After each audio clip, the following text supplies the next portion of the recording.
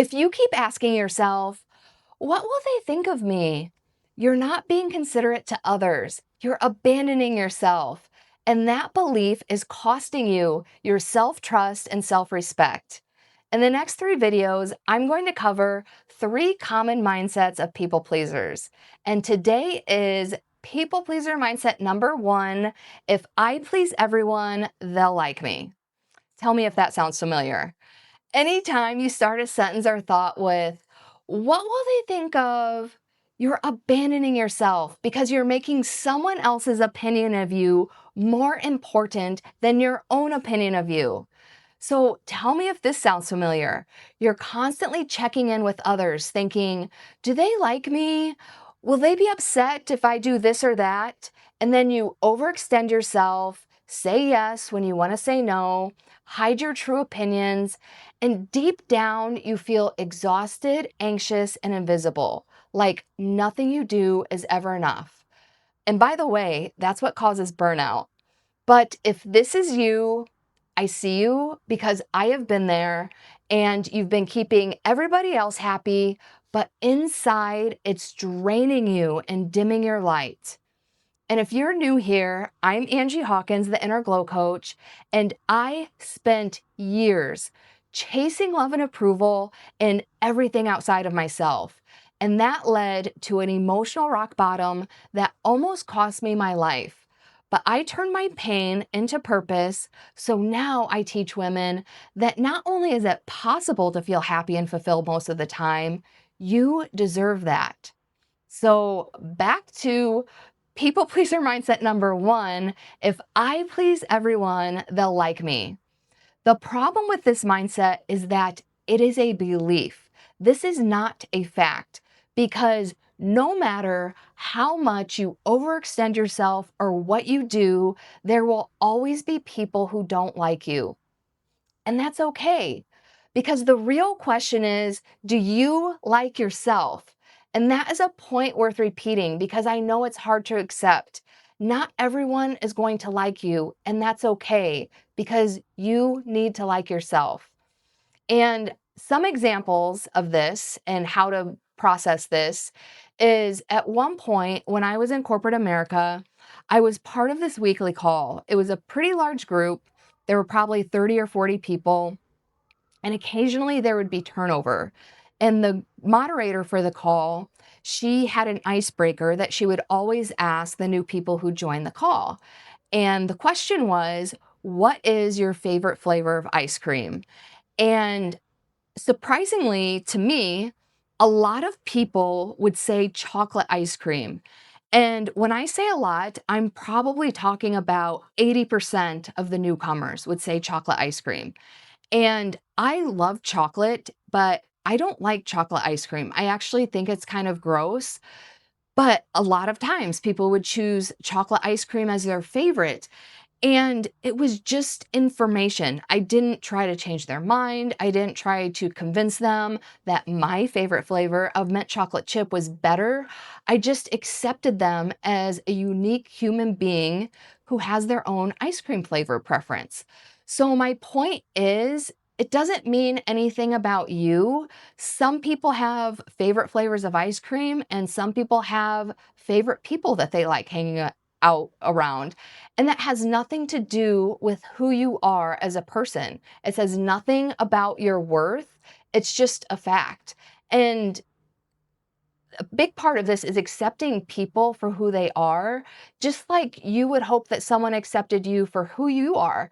Because think of your own life. There may be people that you've met, and there's not necessarily anything wrong with them. They're not bad. They're not annoying. Some people you just don't vibe with, and you just prefer to spend time around other people instead. And it has nothing to do with who they are as a person. And another point worth making on the people who don't like you, there is another subset of people worth mentioning because some people don't like you and it's because they don't even like themselves. And that especially has nothing to do with you. And it took me way too long in my life to figure this out. And the reason why that was detrimental is because it affected my self-worth so much. Mostly because one of these people was my own mother. She may love me, but she never really treated me like she liked me. So I always thought something was wrong with me because my own mother didn't even like me. And as a consequence, because I had this belief and I didn't peel back the layers of the onions and do anything about it. And when I say that, it's mean like the surface level belief was my mom doesn't like me, but it went into this. The deep rooted belief was that I felt like I didn't deserve to be loved. And so her treating me like she didn't like me was just my brain finding evidence of that. But anyway, so of course, naturally, I attracted boyfriends, friends, jobs, and other people who treated me the same way until I finally realized that the people treating me that way had nothing to do with me. It has everything to do with them and them being unhappy in their own lives and taking it out on me. And this is why it's so important to be aware of this concept because it's very important that you don't spend time around people like this because they will suck your energy and bring you down because they can't stand it when other people are happy. And that has absolutely nothing to do with who you are as a person. So never let someone who doesn't like themselves dim your light. Because again, the real question here is, do you like yourself? Because that is all that matters. And the mistake in believing if I please everyone, they'll like me. Again, it's not a fact because that's not true, but it's also this belief that you're responsible for someone else's emotional state. You're trying to manage their feelings and make them like you. And the cause of this could be somewhere along the line, probably one of your parents or your caretakers, they put you in the position of being their emotional caretaker because some people are emotionally immature and instead of taking accountability for their own emotional regulation, they use other people as therapy. And some people do this intentionally, some do it unintentionally. I'm not calling anybody malicious. I'm not placing blame on anyone. My whole point is for you to understand where this comes from. Because if you were put in that position and that became your role, then you're constantly walking on eggshells and you don't want to see other people upset, especially at you. But it's not your job to regulate their emotions. And ironically, and I had to learn this the hard way, people pleasing can make others respect you less because they can sense the inauthenticity in your actions. Because again, you're not doing it because it's genuine, you're doing it because you want them to like you.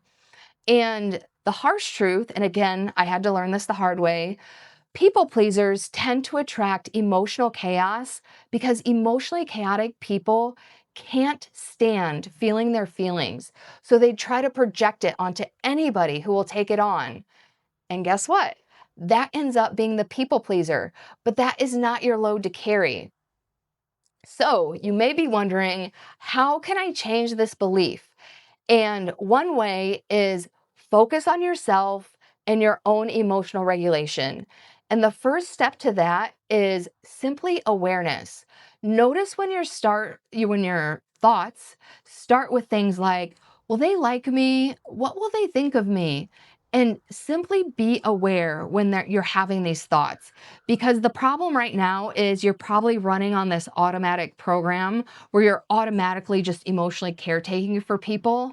But when you can step out of that and notice that you're having these thoughts, the first step is interrupting the pattern. And the second step for extra credit is once you have that thought, that you have the awareness that you're worried about what someone else thinks of you, the second step is ask yourself, what do I want? Do I like who I'm being in this situation? Am I respecting myself? Am I trusting myself? And in my People Pleaser to Powerhouse Masterclass, I go into, because I do review this mindset, and I have a whole list of action items that you can take in your everyday life to start reprogramming your behaviors so that you can reprogram this belief. And additionally, I have a whole list of quick wins that are also actionable items. Because, like with anything, Progress with yourself can feel like watching grass grow, but with the quick wins, you can quickly build your confidence and motivation to take on the bigger action items. So, for the purposes of this video, I am going to give you, actually, I just gave you two action steps that you can do. Be aware and switch your thought to, what do I want? Am I happy? Do I like them? And so the third action step that you can do is learning to feel safe in your body when you're experiencing unpleasant emotions. Because when someone else is upset, that causes anxiety with you. And a huge feeling that comes up is guilt. And especially when you start implementing these action items and start setting boundaries, trust me, there will be guilt. So I will never tell you that the goal is to not feel guilty. The goal is to feel the guilt, if there is guilt, and feel safe in your body while you feel it, because that is how you don't feel like an anxious mess when you're implementing any of this stuff. So, anyway, this is the action item. When you are triggered emotionally, this is a scientific fact. The physical sensations in your body only last 90 seconds. The reason why they last longer is because the emotional fueled stories that are in your head. So, to get rid of the emotional intensity in 90 seconds, all you have to do is get rid of the story in your head. And I know that's easier said than done, but what I tell myself is that it's just temporary, because honestly, it is. You do have to deal with the story later. But in order to do that, you need to get the emotional intensity down to a level where you're thinking clearly. So just get rid of the story. Don't even think about it. And all you have to do is focus on the physical sensations in your body. So for me, I feel anxiety in my chest. So for 90 seconds, I focus on breathing and I just focus on my chest. Like if it's feeling tight, I just tell myself, my chest feels tight. And I also continually tell myself, I'm safe in my body, I'm safe in my body. Because the problem is when we're having these overwhelming feelings, sometimes we feel like we can't handle them or that we're unsafe, but we're adults and we can be safe in our own body. So, this exercise, and I promise you, as long as you completely get rid of the story in your head, I promise you, and 90 seconds feels like a long time when you're feeling anxious or guilt or whatever. But trust me, it goes away in 90 seconds. I do this myself. I actually don't have to do it as much because I have a more regulated nervous system and I've been implementing these action steps. So they're just subconscious habits now. But I do have to practice this sometimes. And trust me, as long as you get rid of the story, I'm telling you, it works. And again, the whole goal is to feel safe in your body when you're feeling these feelings, because we are human beings. There's nothing wrong with feeling anxious, with feeling guilty, or any of the things that you're feeling. Or honestly, sometimes shame can even come up when you're doing some of this work.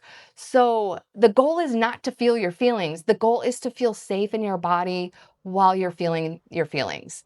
So those are a few action steps you can do when people don't like you or someone's upset with you or just anything really. They're not inclusive to this situation. But this was people pleaser mindset number one. If I please everyone, they'll like me. If you would like the full set of action items and quick wins, that is available in my masterclass, People Pleaser to Powerhouse, Break Free from External Approval Addiction. The link will be in the description. Otherwise, stay tuned for my next video. People pleaser mindset number two, saying no is selfish or mean. And that is a fun one, so stay tuned.